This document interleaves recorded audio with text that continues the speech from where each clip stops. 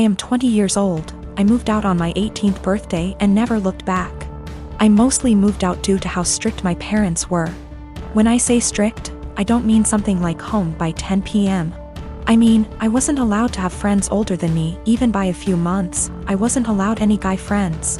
If I had a project to work on at school and got partnered with a guy, my mom would tell my teachers to make me do it alone. I was only allowed on my phone if someone, mom or dad, was there to monitor what I was doing. Weekdays my bedtime was 9 p.m. and weekends 9:30 p.m. I could only have sleepovers if it was at my house, and all of my friends have to be questioned to make sure they were clean, meaning they didn't have boyfriends, no tattoos, went to church, you get it. So you can imagine, I had literally 1 or 2 friends.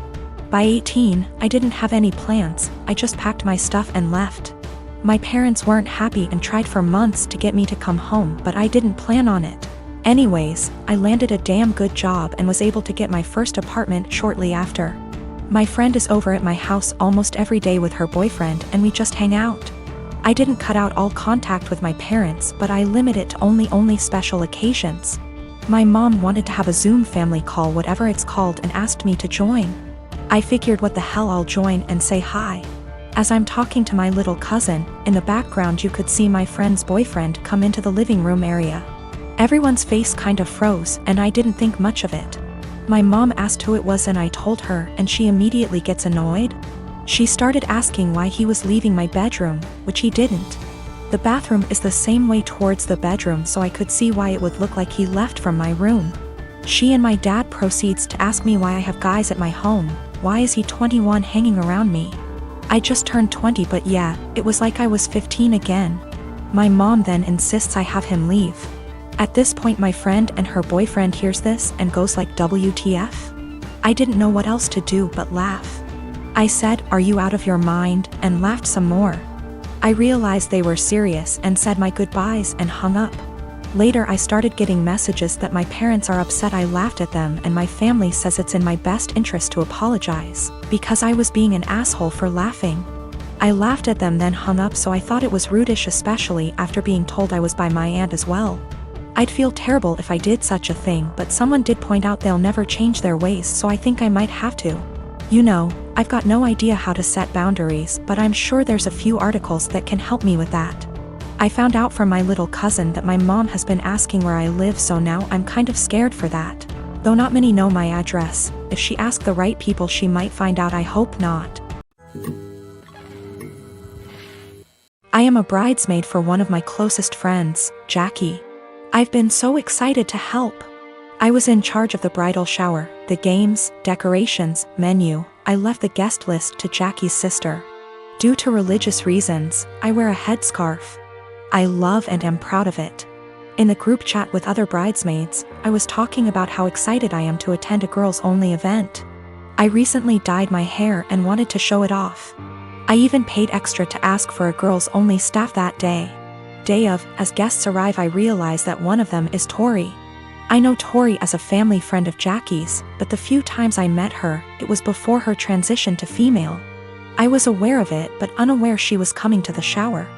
I don't mind at all OFC and she's a lovely person, but I decided to keep my scarf on. As everyone's eating later, I'm passing by the tables to make sure everyone's good, and one of the bridesmaids mentioned that they hadn't gotten to see my hair and they'd wanted to see the change in person. I tried to dismiss it at first or say, "Oh, I'll show you later." But the other girls at the table got curious. I got uncomfortable and I just said, "Oh, I'm actually not really comfortable taking it off right now," when pressed as to why. I said there's guests I don't feel comfortable taking it off in front of. There was a collective. Oh. And I thought, cool, that's over. But one girl got aggressive and asked if I'm referring to Tori. She's loud and other tables turned to look. I don't answer. The girl asks if I wear one around men, so I say yes. She says there's no men here, so clearly you should take it off. I tell her again that I'm keeping it on. Another bridesmaid defends me and tell the girl to chill out. Tori comes over and says me not taking it off is a slap in the face to her identity. I'm just shocked and had no clue what to do. Eventually Tori and a few girls left saying they felt it was disrespectful. I feel awful that this ruined a beautiful day for my friend. It's causing more trouble with people threatening to leave the wedding over discrimination towards me or towards Tori. I don't think I was in the wrong. Just as Tori can be Tori, I can be me. I feel like it would be the equivalent of me making Tori or someone else adjust for me. I feel like we should just accept and respect each other, rather than be woke one-sided. My question is more about being honest as to why I couldn't. Jackie is on my side, but Jackie's sister is giving her hell for it, saying she purposely left out that detail in the guest list to test me. Jackie says I should have brushed it off and said I was having a bad hair day or avoided giving an answer.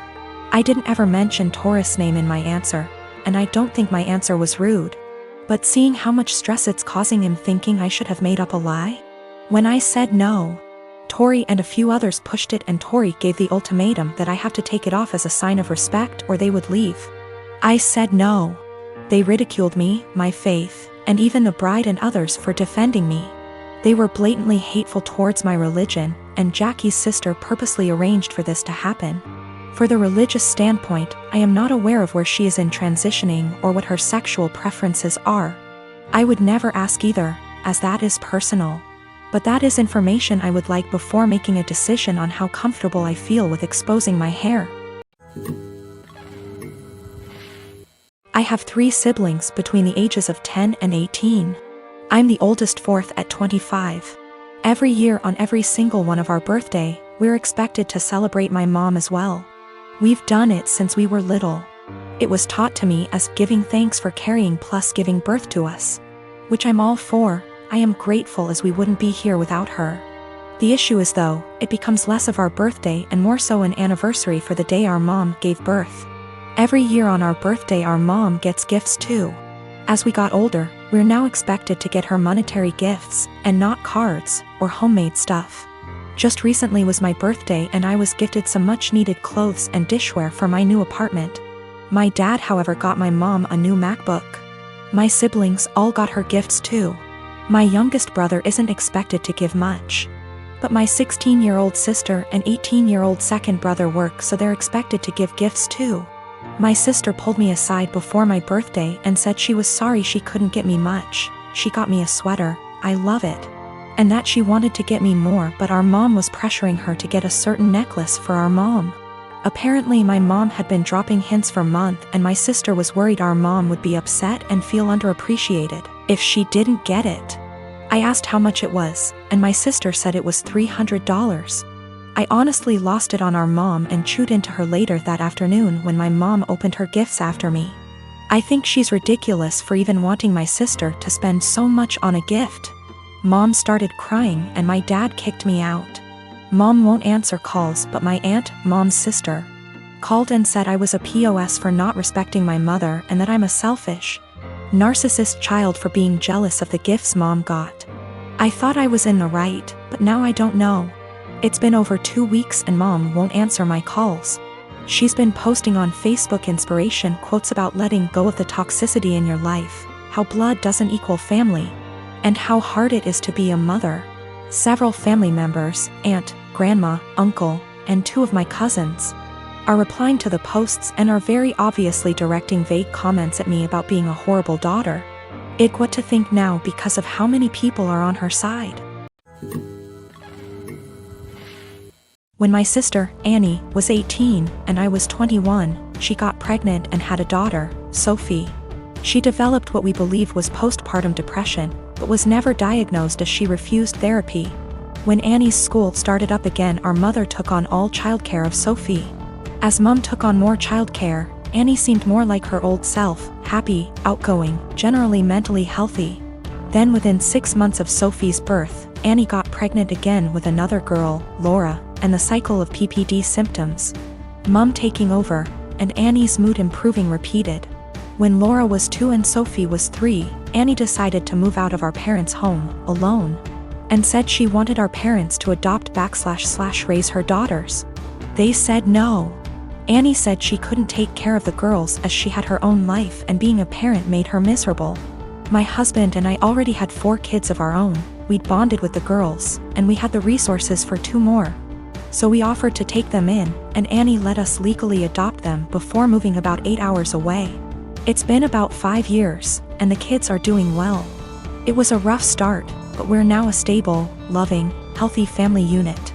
Sophie and Laura are 7 and 8, and Annie has recently lost her job and had to move back in with our parents. Annie has now asked for custody of Sophie and Laura. I'm writing custody like that because it wouldn't be custody in the legal sense. As she willingly surrendered all legal rights to the girls and can't get them back, we checked with a lawyer. However, Annie wants the girls to live with her. Initially she said she wanted them full-time and to legally adopt them back from us, which we obviously refused. Then she offered a compromise of alternate weeks, so 50/50 custody. Again, we refused. Given her insistence, we don't even want her around Sophie and Laura. So we've not been going by my parents' house as we typically do. It's been a month of constant badgering, insisting we let Annie bond with her daughters and allow her to at the very least take them for overnight visits, saying that Annie had PPD 5 years ago. And now she's ready to be a parent. I've responded that we are not babysitters, we are Sophie and Laura's parents. They're in a good place and this will be detrimental to all 6 kids. And Annie doesn't get to step in now when she never stepped up in the first place. The response from my parents and Annie is that I'm being unsympathetic to her PPD and I should let her at least have a chance, rather than deem her unfit without giving her a chance to prove herself. Plus, given that we already have 4 kids other than them, Sophie and Laura could probably do with a smaller household, and saying we're being unreasonable for not allowing Annie to bond with her kids.